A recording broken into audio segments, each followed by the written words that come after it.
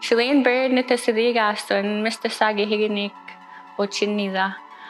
My name is Shalene Bird and I'm from Larange, Saskatchewan. I am studying Bachelor of Education. I study in Larange in my hometown on the reserve through Northern Indigenous Teacher Education Program. We're in the grade 1 Cree class at John Diefenbaker, and this is where I did my placement for my 4th year.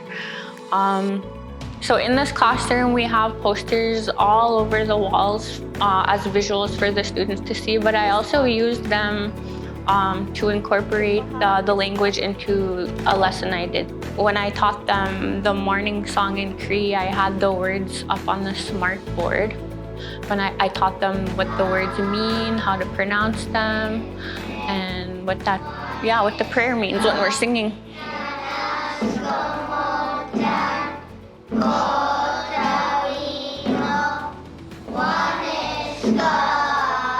And they have a drum, so a student will be chosen in the morning to hit the drum, and then when he or she starts hitting the drum, we sing.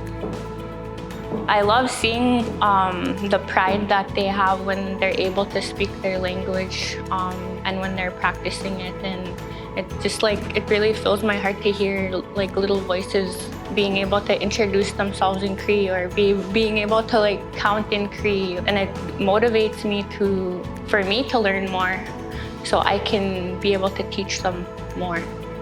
So anything that I can grasp from the language or culture or traditions from my elders, I'm able to give that back to the kids.